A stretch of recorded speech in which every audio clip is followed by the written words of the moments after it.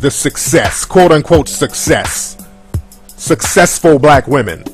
Another term they like to use in the media, educated black women. There's so many educated black women without husbands. There's so many quote unquote successful black women who are not getting married. So let's look at the word success. A lot of these women aren't really that damn successful. You feel what I'm saying? A lot of these women, they have decent jobs, but they're not really successful if you're judging by normal people's terms. You see, you never hear the term successful white woman. You never hear the term educated white woman. You can't even Google that. I don't even think anything comes up. But the term educated black woman, that's a backhanded diss. That's a backhanded compliment. It's a diss, really. Sisters, when y'all gonna realize that? When they say that you're an educated black woman, that's a low-key way of dissing you. Even the successful black woman moniker, it's a very condescending, low-key jab at you. And again, these women, they never show where they live. They show them having little nice cars and having cool little jobs. But that doesn't really constitute you being successful if we're talking about real terms in this country. Let me play some more clips. Hold on. Let me before I really go in, let me play some more clips. Hold on. I would be lying if I said that I don't have fleeting thoughts of, okay, I'm 32, my clock is ticking. These some old looking broads for 31 and 32. That's another thing, too. These women look like they're like late 30s, early 40s. A couple of them are cute. There's like one or two of them that's kind of cute. The tick-tock of the biological clock is getting louder for several of Nicole's single friends. Meet Chateau Waters. She's a 32-year-old high school counselor pursuing a Wait. A high school counselor?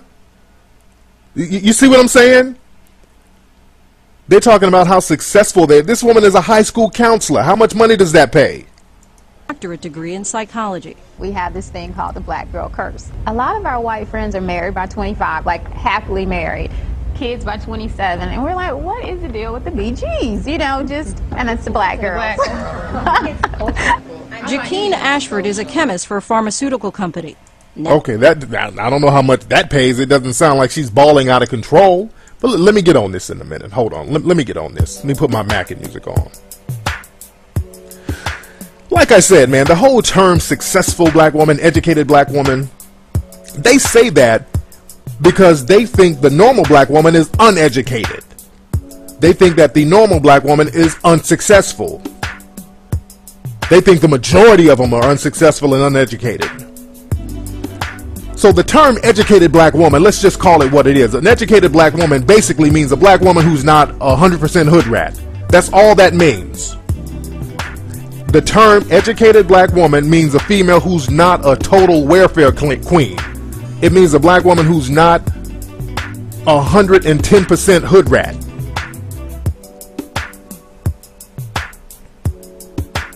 It's a diss.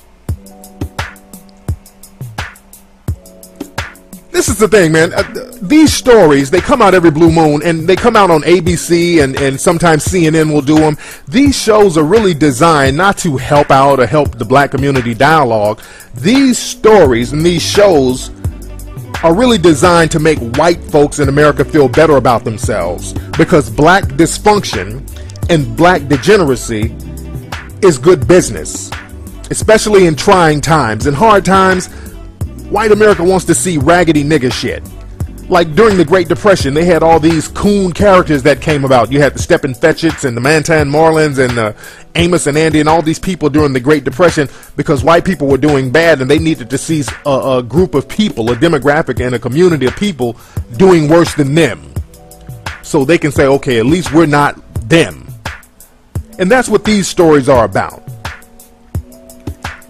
And they're using black women as pawns. They sit up and tell you some bullshit about you being successful, which you're doing all right. You have a cool job, but you're not really successful. You dig what I'm saying? It's a diss.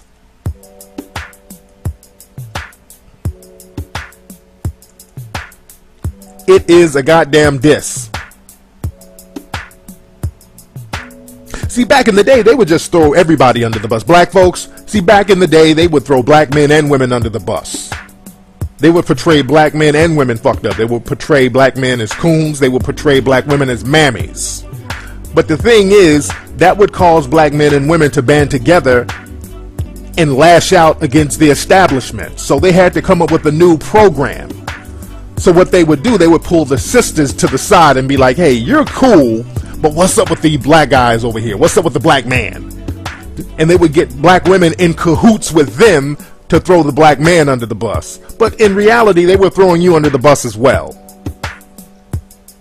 They sit up and tell you a bunch of bullshit you want to hear. They act like you're down with them, but they're throwing you under the bus too. I call it the Maury Povich effect. You ever look at Maury Povich and the Maury Povich show? Overtly, they make it seem like they're throwing the black men under the bus. They get these black women on here who slept with everybody in the neighborhood, and then they criticize the men. They get the brothers in there like, oh, you need to take care of your responsibility. Then the black man walks out there, then everybody's booing him. They try to make it seem like it's a show that throws black men under the bus, but in reality, the Maury Povich show is designed to make black women look like assholes. You notice on the Maury Povich show, they go out of their way to not criticize black females. Black women on there with 30 dudes she done banged, not knowing who none of her kids' dad is. They're like, LaQuisha, you are not the father. And then she runs off stage, and then they go console her. LaQuisha, it's not your fault, LaQuisha. It's not your fault. You know what's important is the baby, LaQuisha. We're going to find your father, so don't worry about it. You know, they go out of their way to not criticize her in her face, but the viewer is looking at it like this dirty nigga bitch. That's what they're thinking. And that's what they think of you sisters when they see these specials. You're not in cahoots with them. You think you're in cahoots with them, but they're throwing your asses under the bus too. Got you thinking that you're quote-unquote successful and you're just balling out of control. You have decent jobs, and the reason you have little cool jobs here and there is because you're not a threat to the white establishment. You're not a threat, but they use you as a goddamn pawn, and you guys fall for it all the time. And this is the real reason why a lot of brothers who have themselves together, they're not fucking with you like that, because of that disloyalty. And that disloyalty, black women, is biting you in the ass right now.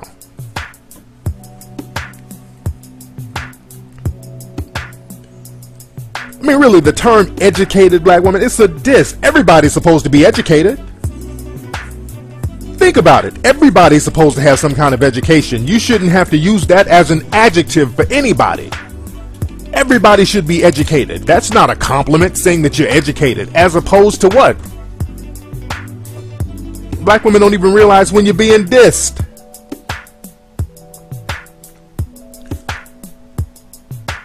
I mean, it's really time for y'all to wake up. It's 2010.